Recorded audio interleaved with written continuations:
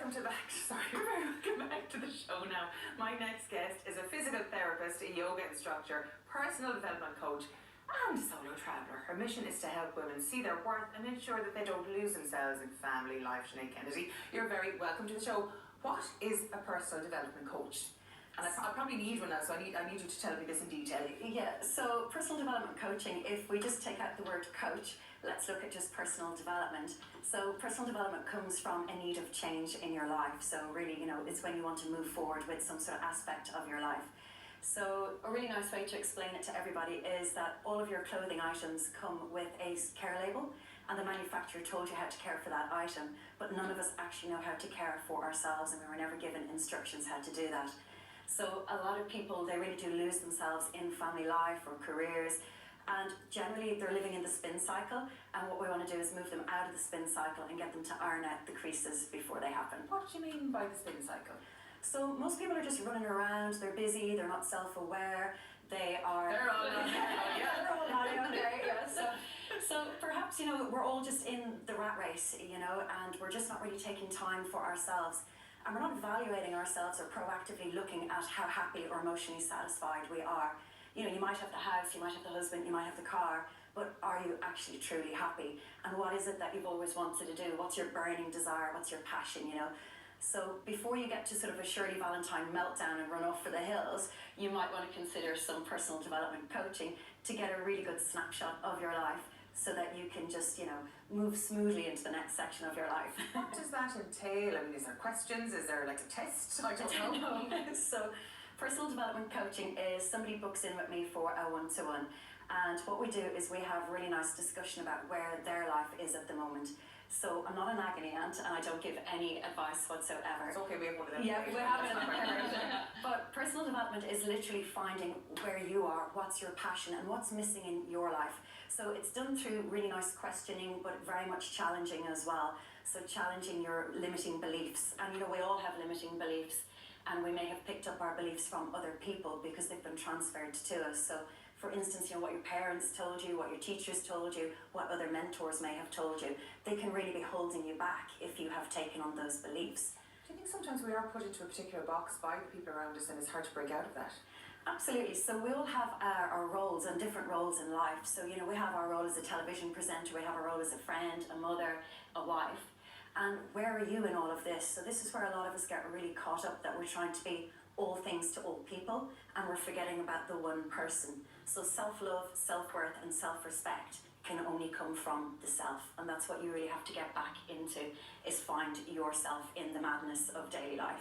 But a lot of people, I think, would feel quite selfish, particularly mothers, would feel quite selfish to put themselves first and make sure their happiness is of paramount importance. Absolutely. So self-care is not self-indulgent in any way, and if you want to be a good parent, a good wife, a good anything, you have to look after yourself, because you have to have the energy to teach your children how to be functioning adults, and they have to see that you're important too, and that you matter, and that by you taking time for yourself when they're older, they'll also understand that they have to take time for themselves as well. Yeah. So we can't be all things to all people if we're running on empty all of the time. We have to recharge, and recharging is coming back into yourself. How did you find yourself in this journey in the first place? I mean, it was always something you wanted to do, or did it evolve throughout your life, or what? It very much evolved, Elaine. So I've always been in health and wellness, and again, my own life has had own ups and downs. And a couple of years ago, it took a turn that I really wasn't expecting, and I found myself sitting there going, okay, now what? So I really wanted to do some personal development, just to find out, what had happened, why had this happened, how I had brought it around, what could I do to get out of this mess. So I enrolled in a course, and I loved it so much that I really feel I want to bring the message to other people, because it really, really helped me to really see my own worth. And I had been sort of accepting breadcrumbs for many, many years, and I really hadn't known my worth, and like that, given myself away to people that really didn't deserve me. And now I just kind of say, no, you know what, hang on a minute, I need to set healthy boundaries with people and with my time, so that, when the next relationship comes along, I will be a better person. And you know what, people will know how to treat you as well, because we all teach people how to treat us. So if you're being mistreated, you have to look at yourself, like, how are you allowing this to happen? So while it's not nice to be mistreated, you have to take the ownership and the responsibility for allowing that treatment to happen. Because that's a a huge issue, be it in personal relationships, be it in business, in the workplace. Putting a value on yourself is very, very important, and I think that's perhaps why we have a gender pay gap the size that it is, because women aren't putting themselves forward. They're not asking. Whereas men are quite happy to go, yeah, and outperform, or claim to outperform, and ask for more than they feel they should have, and it does happen. Look, the two of them are like, that's what I think. You're right. But they claim to do a hell of a lot more than they are, whereas we're more likely to be a bit shy about our achievements. And how do we get from being that way? I think naturally that's what I think a lot of us are like, to go, yes, this is what I'm worth, this is what I should be, this is how I should be valued, like it or lump it. It's very, very difficult. It's bloody hard, isn't it? But you know, with coaching or that, you can really start to break down those barriers, and it's not about going in with guns blazing and suddenly arriving into the boardroom and saying, right lads, listen up, this is how it's going to be from now on, because they're all going to run for the hills. So what you want to do is, firstly, is find your own worth. And that may just take a little bit of time, you know, and just sit back and reevaluate those beliefs that I said, you know. So, you know, some of us were brought up, you know, don't get above your station, or who do you think you are? And that's somebody else's belief. That's somebody else's problem. That's somebody else's toxicity that's been reflected onto you, and you have absorbed it somewhere along the way. So you've got to ditch all these limiting beliefs first, and then you'll be able to go in and look for that pay rise, and you'll have all the confidence in the world, hopefully. Is it easier for men to progress in terms of personal development than it is for women? Because as a woman who has worked in various different areas, you know, I think it's probably harder. It's like the double whammy for women. Personal development, you're dealing with cultural issues, you're dealing with, you know, going into whatever the boardroom, or going to your boss for a raise, or whatever it might be.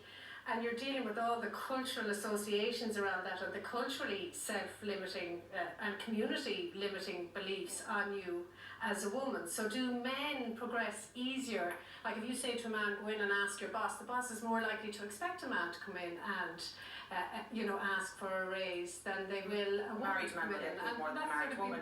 No. Yeah. So the thing about it is that women actually do better in personal development coaching, because they'll generally pick up the phone because they're willing to talk. Whereas men generally aren't, as a rule, you know, and again, you know, that's without sort of generalising.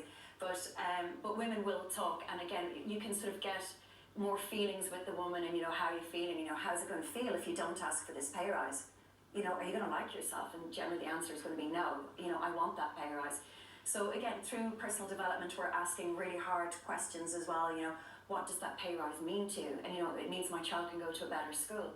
Okay, so what does, you know, not asking for that pay rise mean? It means my child is going to go to school mixed with the wrong people.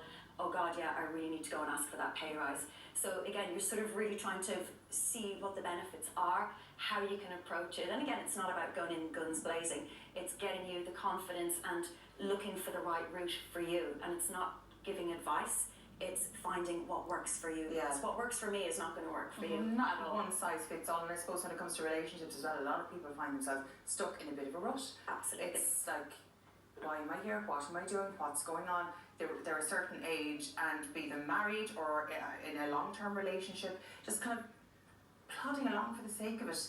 And it's hard to break out of that as well.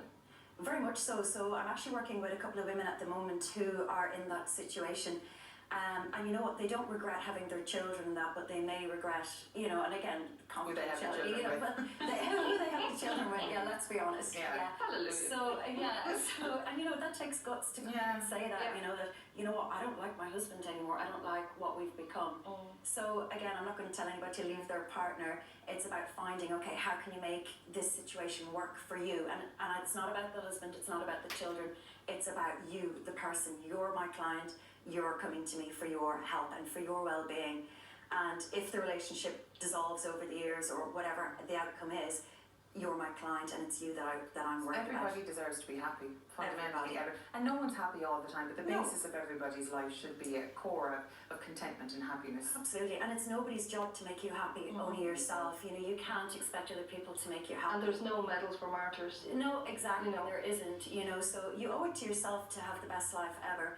And you know what, you owe it to your children to be happy as well, because if you're going around miserable, they're going to think adulthood is just miserable, they're not going to look forward to it.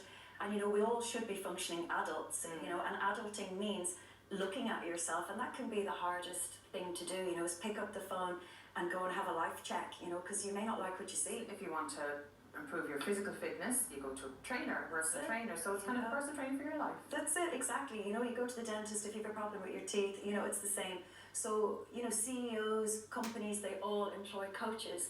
So, you know, why wouldn't you have a coach for your own life as well? Is it all women, Sinead? No, I work with men as I well. see, I yeah, see, I do. okay. No, so the phone rings and whoever picks up the phone. But lately I've been getting a lot of women because they see me sort of living this alternative lifestyle. Traveling the world Maybe, alone, having the crack. having the crack, and they like the look of it, and they're sort of like, oh, well, how did you get to there? You know, give me some of that. Are you ever lonely when, like, you've travelled everywhere really on your own really? I love solo travel myself, and people think I'm bonkers. I love my own company, but I mean it is quite daunting to take that first step. Did it ever bother you? No, I've been travelling solo since 2010. My first trip alone was South America and Peru, and I was on my way to see a friend in Australia, so I decided to go via Peru and Chile. Sure, why not? Why not? And you run weekends as well, don't you? Empowerment weekends. And listen, Yeah. I've been on many health retreats, but this isn't your average health and wellness retreat, is it? No, Really? it is. You love this, Sue. Take a listen. So, like yourself, I went on a very expensive wellness retreat to Fuerteventura, and it was just so expensive. And when I got there, it really wasn't for me. It was just too much brown rice, and I thought to myself, you know what? I'm no angel. You know, this is not the kind of holiday or weekend away that I want to be paying money for.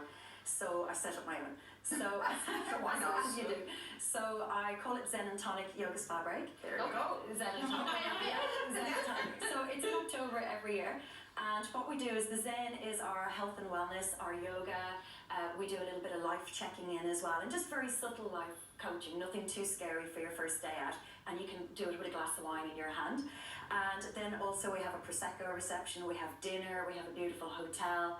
You can have a facial, you can go use the swimming pool. So it's a really nice balance, and it's for people who enjoy their yoga class, but they also enjoy life and they want to enjoy their week. They don't want to waste their weekend on just wellness, they want a really nice balance. Check in with them. And how do people get in touch with you to book that? They can book that through my website, so it's SineadEKennedy.com.